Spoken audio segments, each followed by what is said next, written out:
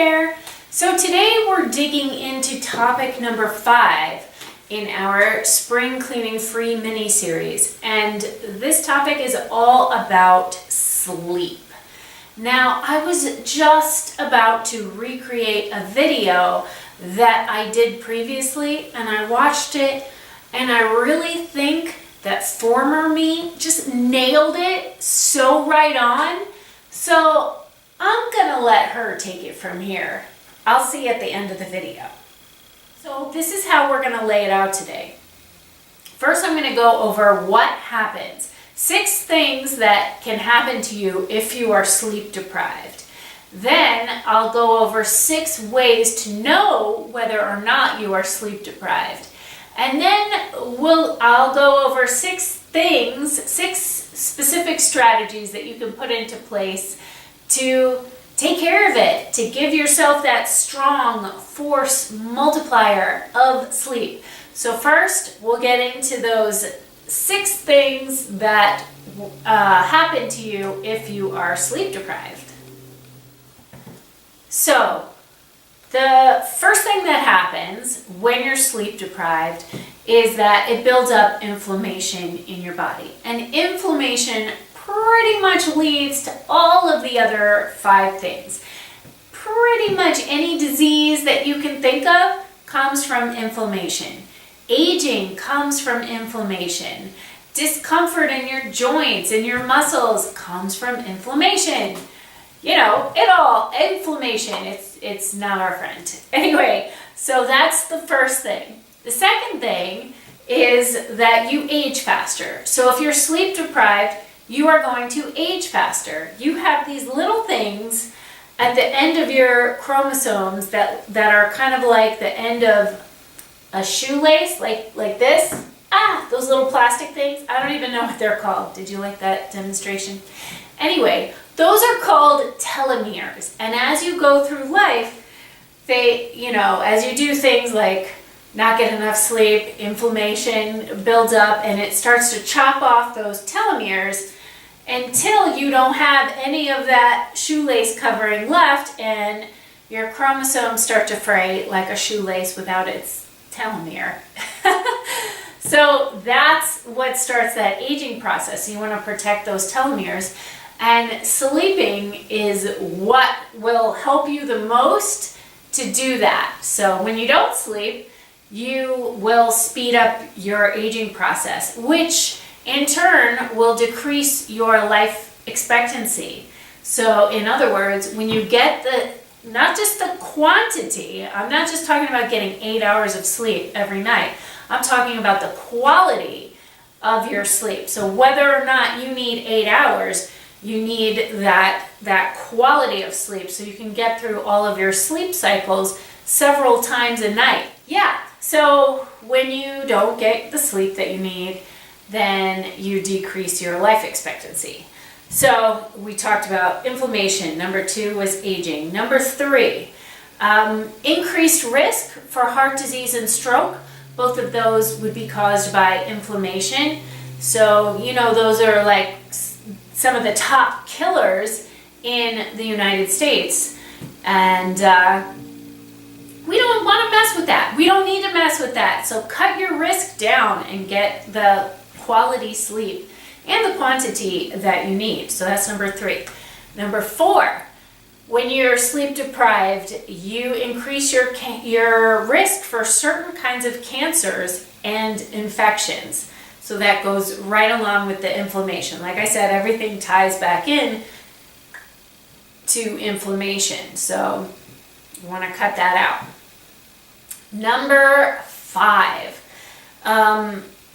when you're sleep deprived, it affects your relationships. So you're cranky, you're irritable, it's kind of a mess, and you can't rebound as quickly. You tend to react, like lots of knee-jerk reactions to things instead of thoughtfully be able to respond. So that will affect your relationships at home, with your partner, with your children. It'll affect your relationships at work, and it's just kind of a mess. So the next one is that you can't think. as easily. So your thought processes, like your brain literally is slowing down. So when you get the quality sleep that you need, your brain cells actually shrink because you have, now I'm really feeding you from a fire hose now, your brain cells actually shrink so that your glymphatic system can flush out the toxins in your brain. Now, glymphatic system is like your lymphatic system, which is through the rest of your body. And what this does is it moves toxins through and out your body, like through your sweat or wherever it needs to go. But we're talking about the glymphatic system. So similar in your brain, and your brain cells when you sleep actually shrink so that you can get those toxins out of your brain. Now, the next one I'm going to tell you is really pretty interesting because it ties in directly to your glymphatic system being able to get rid of those toxins, and that is Alzheimer's. If you're not getting enough sleep, then your brain, your head, is not able to get rid of those toxins, so they build up over time, and that is one of the main causes for Alzheimer's. So, the scientists are still researching this and discovering how this all works, but that's the basic bottom line. And if you think about it, it makes a lot of sense. So those are 6 effects of being sleep deprived. So you obviously don't want to be sleep deprived, right? So how do you know if you're sleep deprived? So number 1 of the 6 things that to look for to be able to know if you're sleep deprived is, say you're holding on to extra weight, but you know that you're eating right. You don't eat any processed food, you drink plenty of water, you eat your veggies, and you know you're exercising maybe even every day, and there's some weight that just won't budge. Chances are that that is directly related to your sleep. So if you're holding on to extra weight and you don't know why, you're probably sleep deprived. Another way to know if you're sleep deprived, if you have to use an alarm to wake up. So raise your hand if you have to use an alarm to wake up, if you don't just wake up naturally in time to do the things that you need to do during the day. That's most of us, right? I'm telling you, in the United States, most people are sleep deprived. So it's pretty crazy. And we don't do anything about it because everybody else is sleep deprived, so it just looks normal, right? You don't want to be the whiner who says, I'm sorry, I can't do that late night dinner with my clients because I need my beauty rest, right? You don't want to be that one person who does that. So, but go ahead and do it, because I'm telling you, if you have to wake up with an alarm, you're sleep deprived. Another way to tell, also with the alarm clock, if you have to hit the snooze button, then you are sleep deprived. If you're that person that is really irritable and cranky and is reacting things, even as you're thinking, I shouldn't be yelling at this person, I know I'm acting crazy, but you're doing it anyway, right? You're reacting versus thoughtfully responding. You're sleep deprived. If your eyes are starting to droop while you're driving, you're sleep deprived.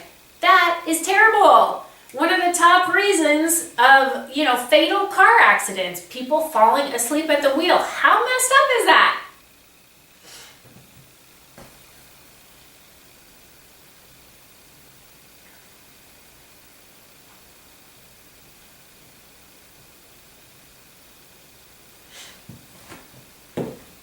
And the last one, number 6, is that you just have trouble concentrating and remembering. If you're always forgetting where your keys are, if you forget where your gym card is, if you find yourself wearing different socks and you didn't do it on purpose, if your clothes are inside out, you forgot something that you don't normally forget, that's showing you that you are sleep deprived. So we don't want to be sleep deprived, right? So what can we do about it? So before I go into the 6 specific strategies that I want to give you for how to keep yourself, in. So before I give you the 6 specific strategies to get the quality and quantity of sleep that you need, I wanted to tell you my own personal story with sleep. Now, just like pretty much everybody else in America, in my 20s, I really didn't value sleep. I was a personal trainer in Manhattan, and my first client was at 6 a.m., and my last client was at 9 p.m. So I lived about an hour away from work, and I had a dog. So I had to get up at 4:30 a.m. in order to walk the dog. So 15 minutes to walk the dog, and then 15 minutes to get ready. I was lucky if I had my hair brushed and my teeth brushed, let alone have clothes on, and then I could get to the gym by 6 a.m. And then at 9 p.m., my latest client was at 8 p.m., so I was done at 9 p.m. And so I would get home at 10 p.m. and eat some food and start to settle down. So if I gave myself 2 hours to take a shower, maybe watch a TV show, eat some dinner, and start to wind down, I was lucky if I was in bed by midnight. So I did get a break in the middle of the day, but that's really not going to cut it. If I only have 4.5 hours in my schedule to sleep at night, then what's going to happen? So my health started to suffer. I mean, it was just kind of a wreck. Skin, a total wreck. Hair, like falling out, not good. Getting sick all the time, just feeling horrible. Quality of life, whoosh, out the door. And I'm in my 20s. I'm like, what's wrong with me? It's kind of like a duh. So then I realized I had to do something about it. So it was scary too, because I'm relying on the income from those clients to pay my rent in Manhattan, which is expensive. So I did something really crazy.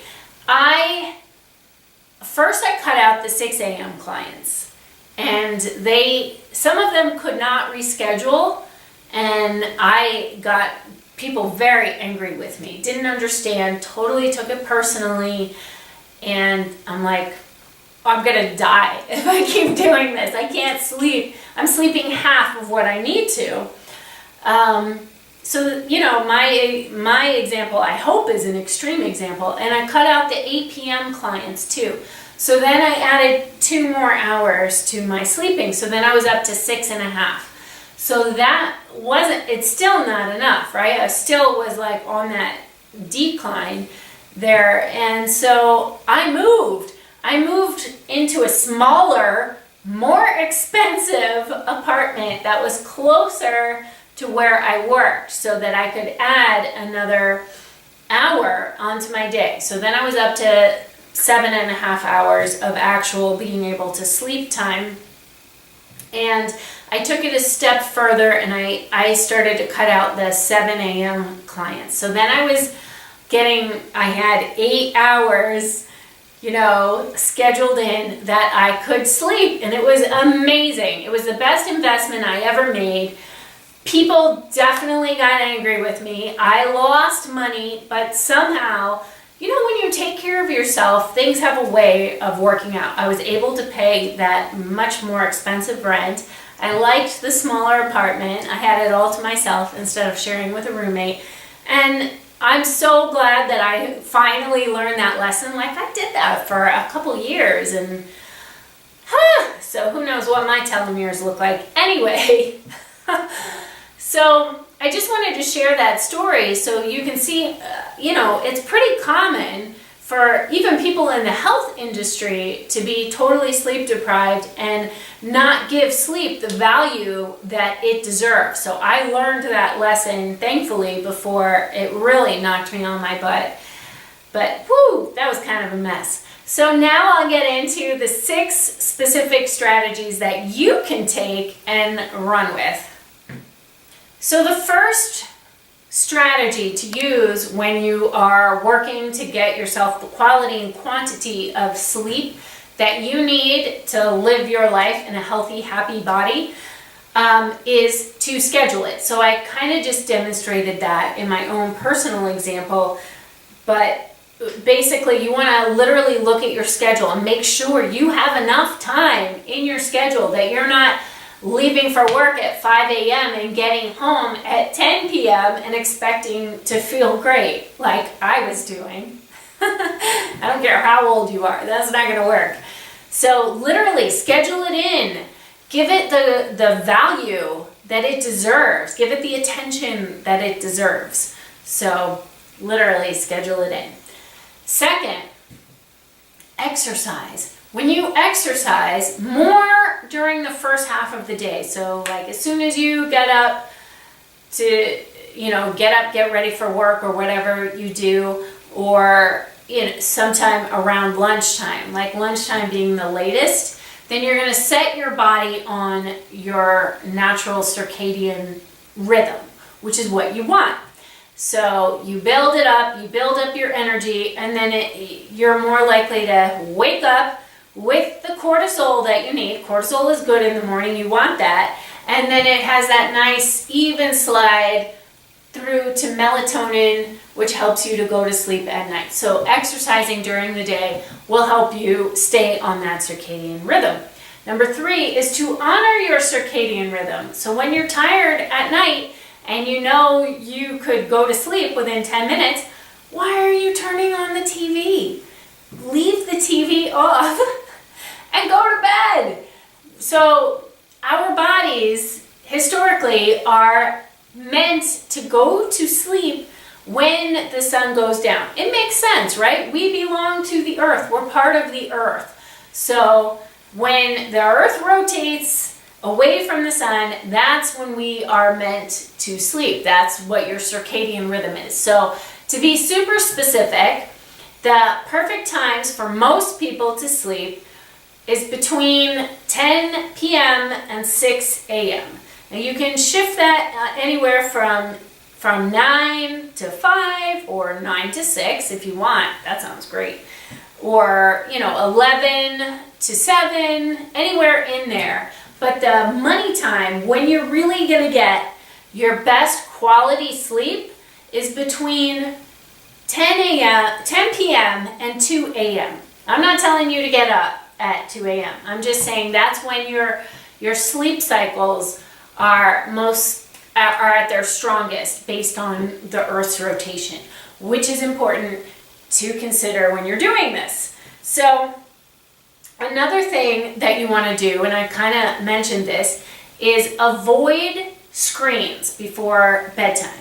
So whether it's your TV or your iPad or your computer or your phone, keep them out of the bedroom. I know that might sound crazy, but try it and see what happens.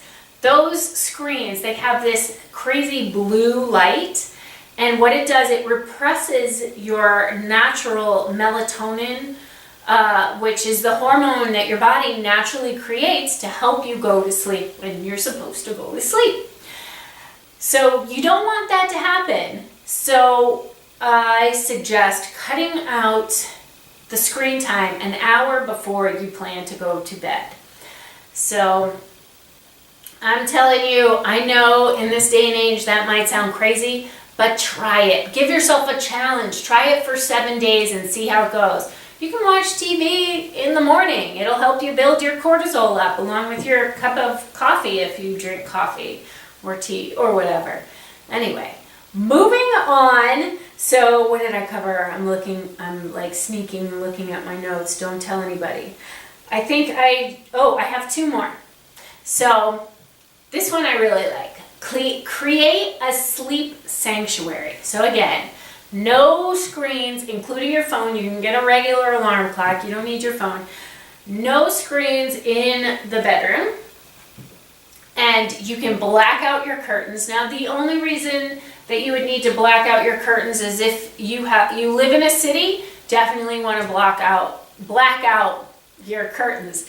If you live in a neighborhood where the houses are close together and some artificial light from your neighbor is coming into your windows, then you want to black it out. Basically, the sunlight is good. You want that. That keeps you on your circadian rhythm. Moonlight, totally fine, but you don't want unnatural lighting coming into your room while you're trying to sleep. So if there is, then black it out. Easy to do. You can do things like, some people like waterfalls. You can get like a cute little fountain at, I don't know, Target or something, and let the water trickle. You can get some plants. Ferns actually clean the air for you. They take out all these nasty chemicals. They clean them right out of the air. So the nasty chemicals that come from the outside that we're not even aware of, or from our cleaning products, or even from our mattresses. There's some funky stuff in the mattresses, or your carpeting, whatever. And we're not consciously aware of these things, but the ferns are known to be the most air cleaning plants. Does that make sense? So go for a fern. Or you could just get an air ionizer, an air cleaner. Go for it. So whatever you can do to make it more like, this room is for sleep and one other thing, and that's it. It's not for work. It's not for watching TV. It's not for checking email. It's for going to sleep and one other thing, and that's it. So sleep sanctuary, we're right there. And then the last thing that I'm going to give you is to calm your monkey mind. So what does that mean? Have you ever had it where you're so tired and you can't wait to go to bed and you get all comfy and you snuggle up and all of a sudden it's like your brain turns on. You were so sure you were going to fall asleep, but no! All the things that you forgot to do during the day pop up in your mind. All the things that you need to do tomorrow, all of a sudden, they're in the front of your mind and you can't forget about them. What are you going to do? Here's what I suggest. Keep a pad of paper and a pen by your bed and just scribble out all those thoughts. So you don't have to hold them in here. You don't have to worry about remembering them. You can spill them out on that pad of paper and be done with it. Put it away until tomorrow. Another thing you can do, of course, is meditate. I love meditation, but I find that sometimes it's hard to persuade other people who don't get it to meditate, because it's like, why am I sitting here? Why am I sitting here? I need to check my email. I gotta go get the groceries. I gotta make kids lunch. Why am I sitting here? Why am I sitting here? So don't try to do that. If you don't worry about that. But I am telling you, meditation has increased my quality of life, beyond what I can even explain. So what I would suggest, if you are interested in meditation, to try out an app like Headspace. I really like Headspace right now as my favorite. But there's others. There's my friend Emily Fletcher has her company Ziva Meditation. I haven't tried it out, but she's pretty cool, so give it a shot. There's all kinds of things. Omvana is a cool app. OMVANA through Mind Valley, Vishen Lakhiani's company. Pretty cool. So you can check those out. But if meditation, just the word meditation, doesn't sound good, then here is what I would suggest. Just take 10 minutes before bed with no electronics and start to slow down your breath. And don't try to stop your thoughts. Like I said, you can jot them all down. Don't say to yourself, don't think. Just turn out the lights. So you want to commit to a specific lights out time, and then instead of trying to control your thoughts, just let them be. Like you're watching traffic. Like your thoughts are cars. And they're going along and you see them, and instead of getting in the car and going on the journey, you just let them pass right on by, and you just take your nice, slow, deep breaths. So breathing deep is scientifically proven to trigger the relaxation response in your body. So you want that to happen as you're going to sleep. So commit to that lights out, turn the lights out, and just slow down your breath. You've already jotted out all the things that jotted down all the things that are going nuts in your mind, and just slow down your breathing. And as those thoughts come by, just let them come and then let them go. And that's it. So former me pretty well covered it, don't you think? I'm just gonna add one more thing before we call it on this. If you didn't want to set your hand on fire taking notes during this video, then I have got you covered. I created an extension to the free mini course that dives into the videos and takes it a step further, helps you implement, and gives you even more information. So if you want to take it further, here's the link for that. And I will see you for our next and final topic number 6, which is cleaning the cobwebs from your soul. So bye for now. It's just fun for me to create this stuff to help people because that's what I like to do. So I will see you then. And in the meantime, enjoy your sleep. Bye.